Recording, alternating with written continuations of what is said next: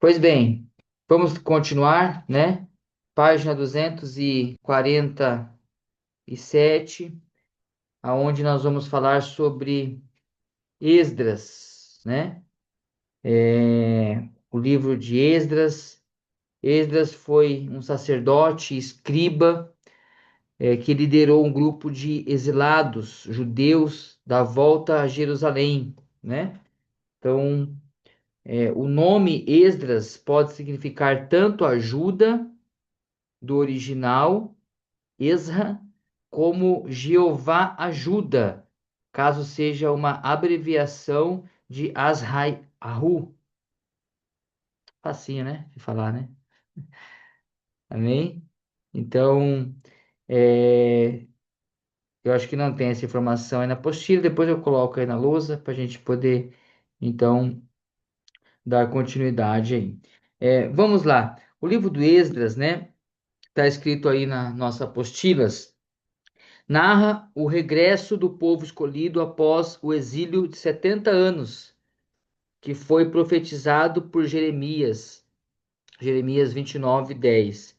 Os livros de Esdras, Neemias e Ester contam a história do mesmo período do povo judeu, onde puderam, através da ordem do rei Ciro, retornar a Jerusalém. O cânon hebraico considerou o livro, juntamente com Neemias, uma única obra. Esdras se encerra sem as esperadas notas massoréticas finais. A contagem total de versículos do fim de Neemias é para os dois livros, e o versículo intermediário apresentado pressupõe uma obra combinada. O conteúdo sustenta essa tese, pois as memórias de Esdras, iniciadas do capítulo 7 a 10, terminam em Neemias 8 a 10. Outra discussão está em torno da continuidade de Crônicas, e isso porque os primeiros versos de Esdras são semelhantes aos versos finais de Crônicas, o que pode ter sido planejado para ser lido juntos, né? Então, esses livros, né, se os irmãos lembram, em algumas aulas passadas, né, eles eram considerados aí pelos eruditos, né, pelos judeus, livros que eram para ser lidos juntos. Eles têm uma escrita muito parecida e contínua, né, como se fosse uma continuidade. Então, acredita-se, né, que o livro ele está junto com Neemias, né, que seja uma única obra, né? Então, o cano, acredita não, desculpa, irmãos, o cano hebraico, né, ele dá isso. O cano hebraico, ele considerou o livro juntamente com Neemias uma única obra, né?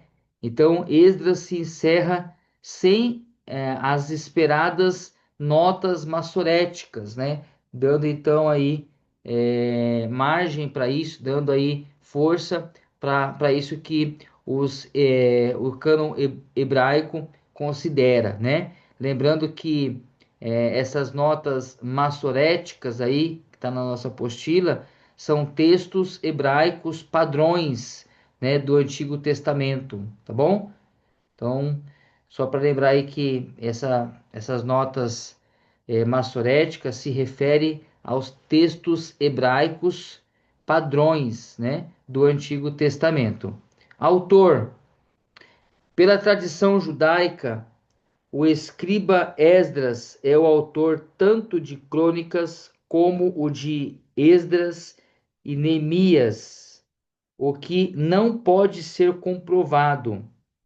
No capítulo 7 a 9 de Esdras, temos Esdras, né? Esdras, tanto faz. Temos evidências de que Esdras tenha sido o autor. Ele era escriba, copista e intérprete das escrituras, né? Da escritura. Então, esse autor do livro, né, de Esdras, a judaica, a tradução judaica, ela também atribui isso também aos livros de Crônicas, e Neemias. A data, o que se crê que o livro tenha sido escrito juntamente com Crônicas, data a obra de 400 a.C., ou pouco depois. Em Esdras 7:8, temos informações de que Esdras havia chegado a Jerusalém no ano de 457 a.C.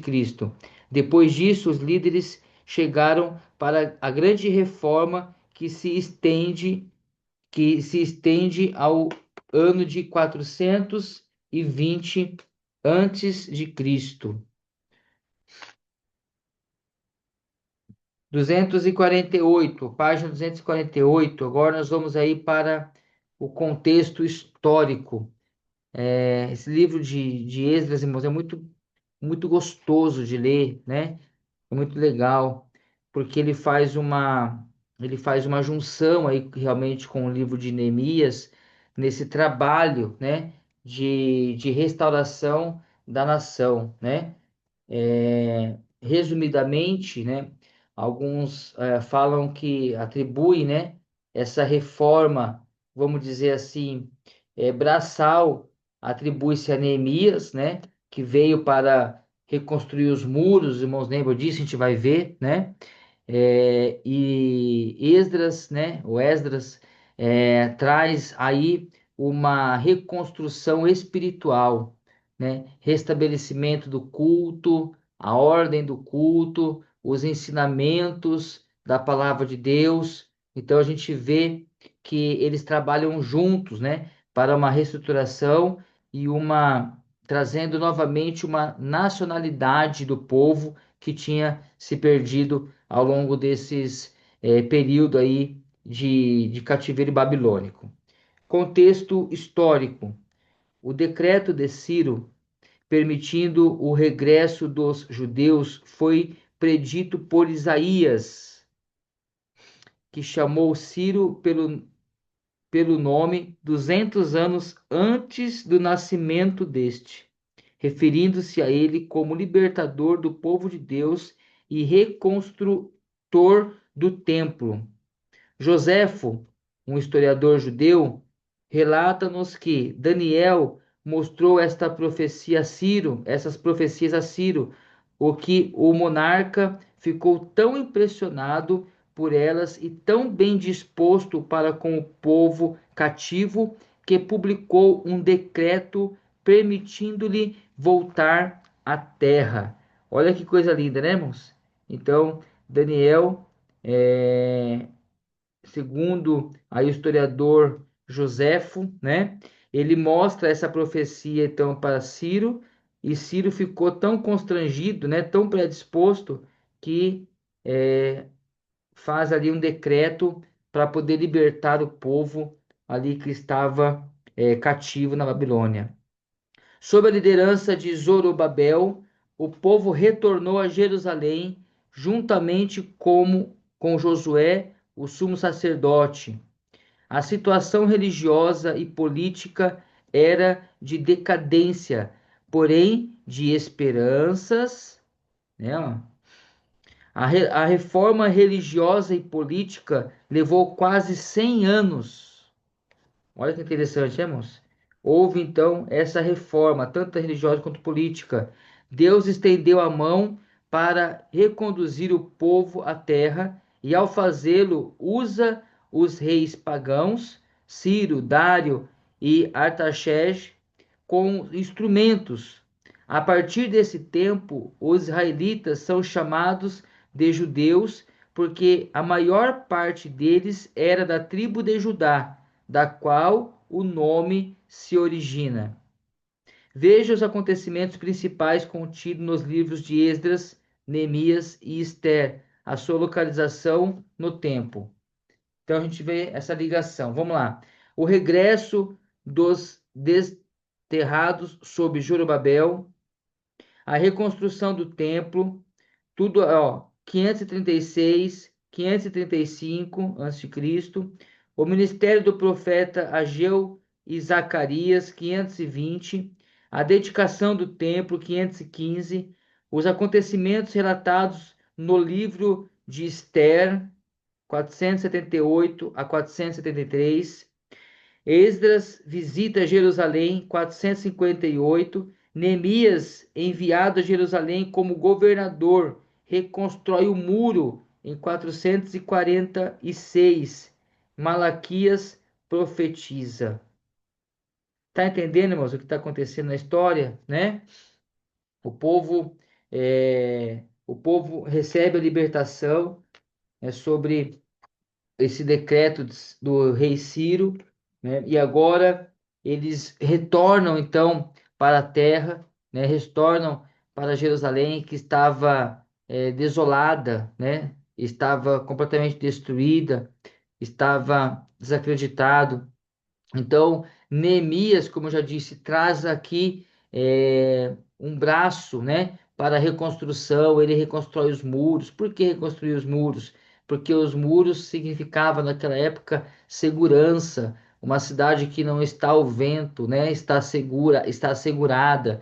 Então, tinha-se essa preocupação, mas havia uma preocupação ainda maior do que uma reconstrução de muros e de templo. Era a reconstrução da própria nacionalidade do povo. O povo precisava novamente voltar a cultuar a Deus, né? Então, Esdras ele traz isso, traz novamente as festas que tinha se parado, perdido, restabelece o culto ao Senhor, começa a ensinar a palavra de Deus que há anos, né, não tinha-se mais essa prática. Então, o que está acontecendo aqui é uma reconstrução por completo, tanto política, quanto religiosa, quanto social e estrutural de toda a nação do povo de Deus. Amém?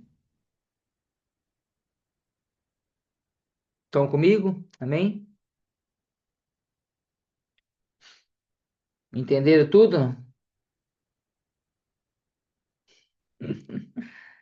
Bastante informação, né? Mas depois a gente vai recapitulando aí, os irmãos vai lendo. Os irmãos são inteligentes, tem gente aí que sabe muito mais do que eu, né? Tá aí só para nos agregar, para ajudar, mas tem muito conhecimento aí na palavra.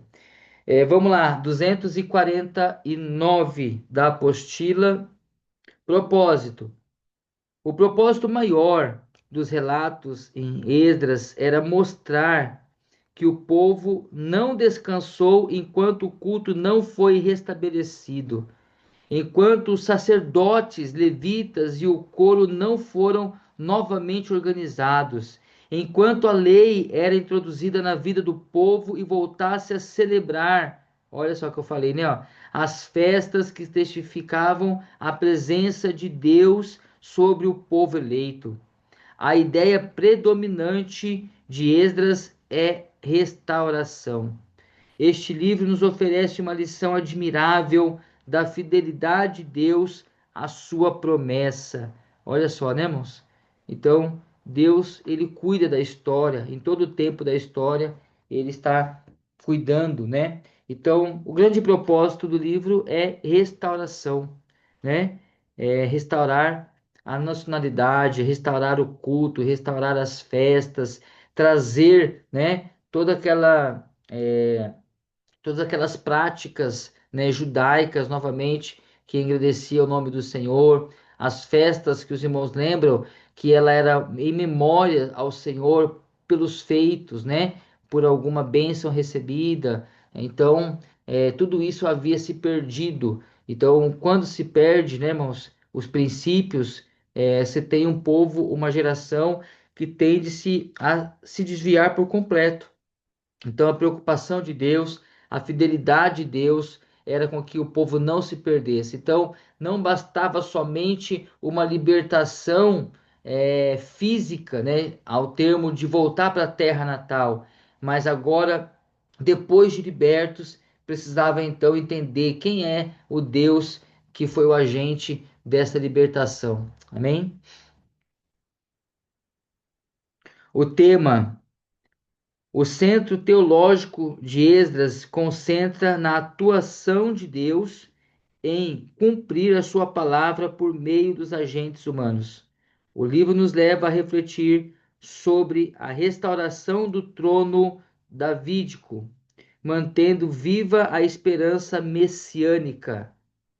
Outro ponto a ser analisado é a consequência do pecado, despertando para a responsabilidade individual, né? Então, nós temos aí como tema principal, né, a atuação de Deus, trazendo aí novamente a esperança, né, messiânica e também avaliando aí a consequência do pecado, né, pessoal, agora não só pecado nacional, mas de uma forma individual, amém? Então, o povo estava pagando, né, vamos dizer assim. Lembra daquela frase, né, mundana que diz, né, os bons pagam pelos ruins, né? Então, muitos aqui não tinham nem culpa, né? Mas era o pecado lá de trás dos seus antepassados pais que levaram a esse cativeiro e agora então eles estavam passando por isso. Então eles precisavam entender que havia uma penalidade sobre um pecado, sobre toda a nação, mas que agora eles precisavam entender sobre a responsabilidade pessoal de servir a Deus, né? Conteúdo do livro: o retorno do exílio e a reconstrução do templo, juntamente com a obra de Esdras e Neemias, no esforço de reformar a vida religiosa, política, cultural da nação. É bem vista como ponto central de ambos os livros. Então, perceba, irmãos, que aqui nós estamos estudando falando sobre o livro de Esdras, né? É, e a gente também acaba andando em paralelo com Neemias, tá? Então, o próximo livro que é estudar é Neemias, mas a gente vai ver que é bem curto, né?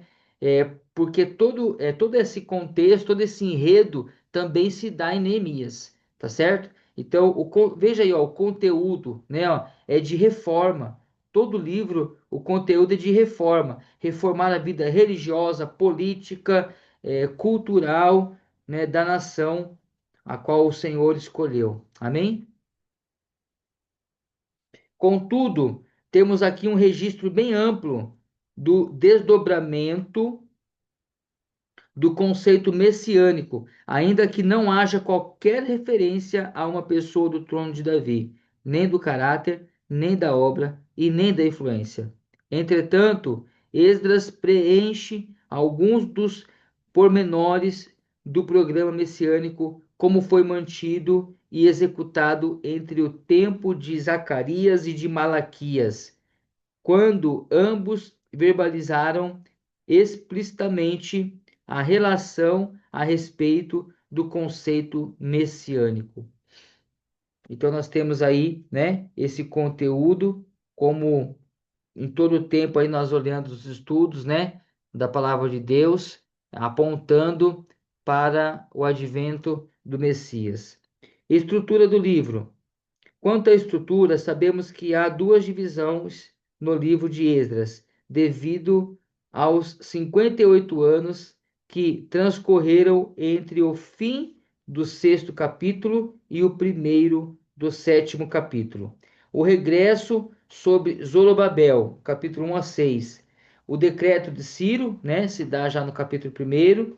O resto que regressou, capítulo 2, postos dos alicerces do templo e a restauração restaurando o culto antigo, no capítulo 3, página 250. A oposição dos samaritanos, no capítulo 4 e 5. A dedicação do templo, no capítulo 6. O regresso sobre Esdras, capítulo 7 a 10. A comissão de Esdras, capítulo 7, 1 até o 28, verso 28.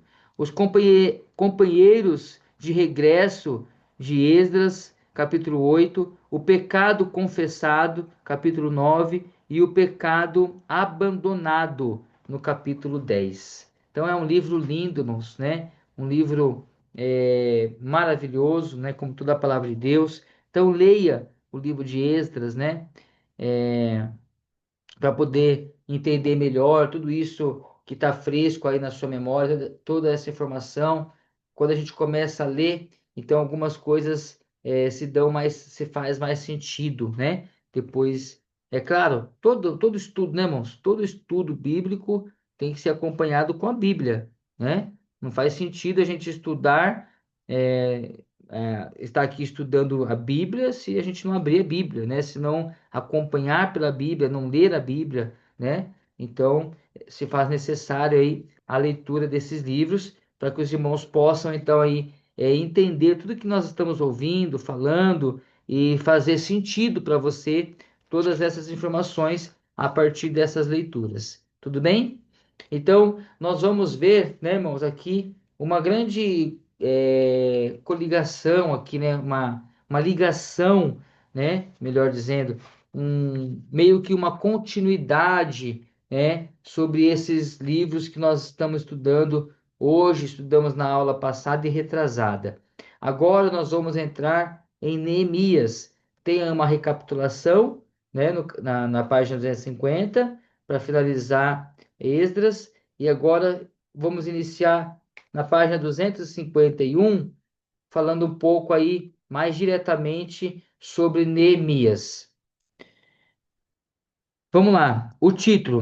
Esse livro gira em torno de uma pessoa, né?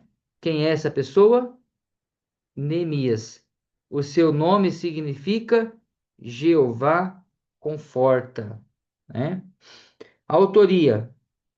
Esdras e Neemias formam um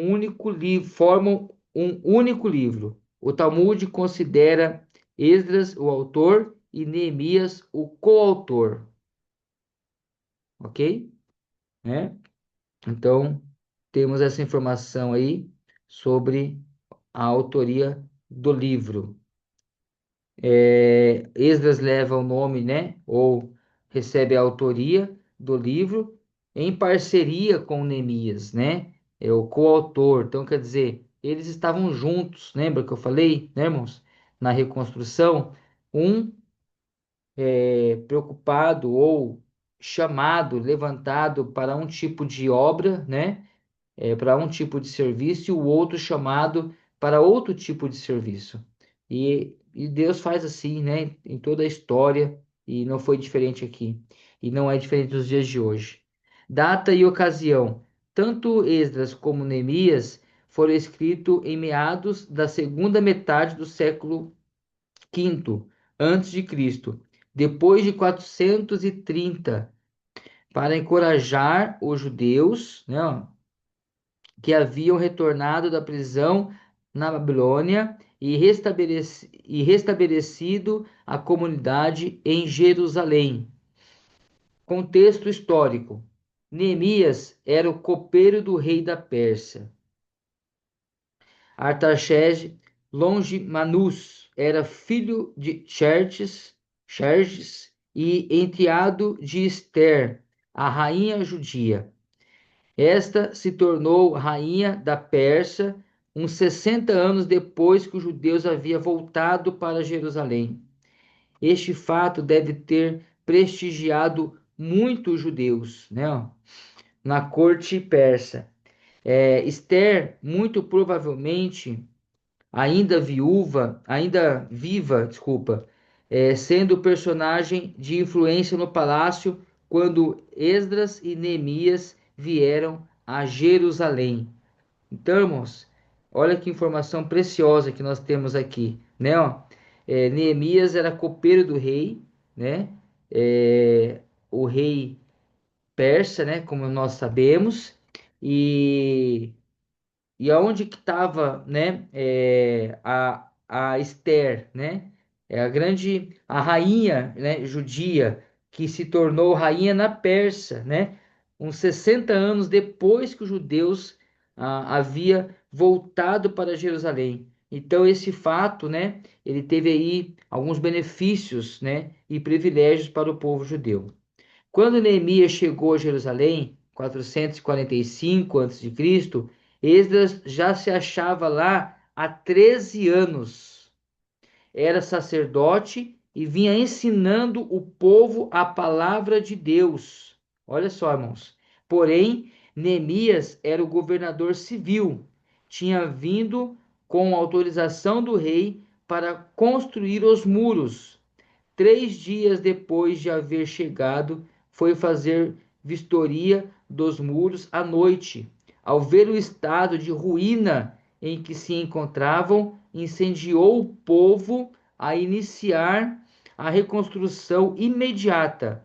A obra foi realizada em 52 dias, tendo sido entregue a cada família uma parte do muro. Olha só, né? Que homem, que visão espetacular, né, irmão? Ele tava quietinho, né? Lá trabalhando para o rei da Pérsia, era copeiro, uma, um cargo de muita responsabilidade, muita confiança, né? Certamente deveria ter uma boa remuneração, vamos dizer assim, alguns privilégios, né? Por trabalhar no palácio, sobre debaixo aí, né? Ou do lado do rei. Então ele tinha alguns privilégios e ele vai então visitar o seu povo. Ele vai então para Jerusalém, ou ele fica sabendo, né? De tudo que estava acontecendo. E quando ele chega lá, ele chora. Ele vê então o estado que estava Jerusalém, o estado que estava a cidade, e ele então incendeia, né, o povo, incentiva ali, traz esperança novamente para aquele povo, dizendo: olha, nós precisamos reconstruir esses muros, né? E então ele chega e vê o seu parceiro de ministério, seu amigo Esdras, fazendo uma construção, uma reconstrução, né? Trazendo ali a restauração espiritual, mas ele olha a importância também não só dessa restauração espiritual, não só dessa restauração política, mas o povo tinha que ter segurança, o povo tinha que ter a nacionalidade novamente, o povo tinha que se sentir, né, novamente ativo como povo de Deus. Então ele propõe ali uma reconstrução, divide as famílias e faz uma obra ali maravilhosa. Os irmãos sabem da história, né, conhecem a história. Nesse tempo, né, de reconstrução, ele tem algumas dificuldades, né? Os irmãos que leu já, ainda quem não leu, por gentileza, leia também o livro de Neemias, né? Mas ele encontra sim oposição, ele tem dificuldade, Sanbalate, Tobias, né? Homens ali que começam então a chamar a sua atenção para poder parar a obra que ele estava fazendo. E uma das grandes palavras de Neemias é uma palavra que soa até os dias de hoje, né? Onde ele está ali engajado em fazer a reconstrução desses muros, e ele fala assim: olha, eu não vou dar ouvido a essas pessoas, né? Dizem a eles que eu estou fazendo uma grande obra e não posso parar. Ele estava focado, ele sabia onde ele queria chegar, ele sabia o que Deus tinha com eles, né? A responsabilidade que ele levava nas costas sobre essa reconstrução social de toda esta nação. Então, ele traz essa grande palavra que até os dias de hoje nos chama a atenção, e são palavras que soam muito agradáveis aos nossos ouvidos. Vamos lá, página 252, propósito. O livro propõe dar continuidade à história da comunidade restaurada, tá, ó. Então a comunidade estava sendo restaurada, lembra? Ele chega lá, irmãos, e Esdras já estava lá 13 anos, tá bom? Então ele dá continuidade, né? Na comunidade restaurada. Dentro do ponto de vista político e social, a reconstrução dos muros de Jerusalém aponta para a integridade política e respeito perante os inimigos. O destaque à reforma religiosa tem a ver com a ligação da política e religião, ou a restauração da vida social e religiosa. Então, esse destaque, né, um dos propósitos do livro é a reconstrução dos muros, né? Para que isso? Para trazer novamente essa segurança, né? Essa reforma, essa integridade política, trazendo respeito perante os inimigos, né? Então, para que todos vissem, né? para que as cidades circunvizinhas pudessem enxergar que Jerusalém não está mais abandonada, né? Jerusalém está habitada, os muros estão reconstruídos, o povo está cultuando a Deus, então o negócio voltou a acontecer ali, né? Tema: o tema adoração recebe destaque na mobilização dos oficiais do templo. A soberania de Deus como criador de todas as coisas é testificado na Pérsia como Deus que luta pelo povo da aliança. Olha só que lindo, hein? Né? Então, eles tinham por objetivo trazer isso, né? Mostrar a esse Deus que luta pelo povo da aliança. A aliança de Deus é realmente o ponto a ser considerado devido à sua fidelidade. A santidade de Deus deve ser relacionada a todos os temas anteriores, registrando a restauração da comunidade da adoração. O tema marcante no livro é a oração, que inclui a adoração, confissão e petição, inclusive pela intervenção misericordiosa de Deus. A administração e a cooperação nos trabalhos registram a mobilização de Deus por causa da oração de um homem que não descansou, não, enquanto a comunidade fosse plenamente restaurada. Por fim, a aliança de Deus com o povo e a responsabilidade do povo com Deus são as preocupações de Neemias, né? Então, essas informações aí, elas são preciosas, né? E traz aí então para a gente o tema, né? O povo precisava adorar e para adorar precisava estar confiante, restabelecido. Irmãos, eu vou ler aqui rapidinho porque está acabando o nosso tempo, tá bom? é, Vai derrubar o vídeo e eu jogo mais informação no grupo lá se houver necessidade. Conteúdo: é a autobiografia de um homem que sacrificou uma vida de luxo e prazeres para poder ajudar os seus irmãos necessitados em Jerusalém. Eu já falei isso, né? Que ele era copeiro, tinha uma vida bacana, ele abandona tudo isso para poder atender os seus irmãos que estavam em apuros lá em Jerusalém. Descreve um homem que combinou espiritualidade com a prática, alguém que sabia tanto orar como trabalhar. Amém? Olha só, né? Podemos dizer, ó, cutuca o seu irmão do lado aí, ó. Né, ó, tem que trabalhar e orar, né, irmão? Não é só orar, tem que orar e trabalhar também. Então ele traz essa combinação, ele traz isso de uma forma muito clara, né? Sobre a perspectiva divina. O seu primeiro ímpeto sempre era orar. Levou 4 meses em oração antes de fazer seu pedido ao rei. Era um homem de oração, né? Ó? 4 meses de oração antes de chegar ao pedido ao rei.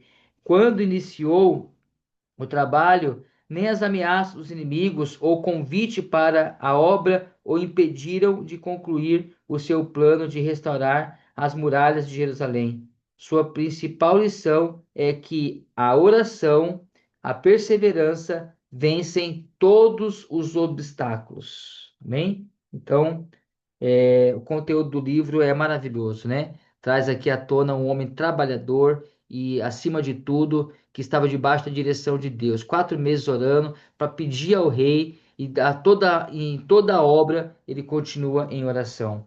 Aí nós temos aí a estrutura do livro, né? Que é a reconstrução dos muros, a oração, a comissão de Neemias, a reconstrução do muro, a oposição dos samaritanos, os nobres repreendidos por oprimir o povo, o término da reconstrução, né, que se deu de 52 dias, o avivamento da religião e a restauração do culto, o recenseamento do povo, a leitura da lei, o arrependimento e a reconsagração do povo, Jerusalém novamente habitada. Olha que coisa linda, né, irmãos? O povo já estava lá 13 anos sendo educado espiritualmente, agora chega Neemias, reconstrói o muro, então a Jerusalém está novamente habitada. A dedicação do muro e a restauração do serviço do templo, a correlação dos abusos, né, a violência da santidade do templo, a violação, perdão, a violação da lei referente aos levitas, a violação do descanso do sábado, a violação da lei da separação. Então, o capítulo 13 aí em diante, vai trazer até o verso 31, né? Vai trazer então essa chamada aí, essa a lei, né? Ao sábado, aos levitas, a santidade ao templo. Então, nós terminamos aqui a nossa breve meditação e explanação do livro de Neemias, ficando então para a próxima aula o livro de Esther, né? Então, na próxima aula, irmãos, nós finalizamos aí a nossa matéria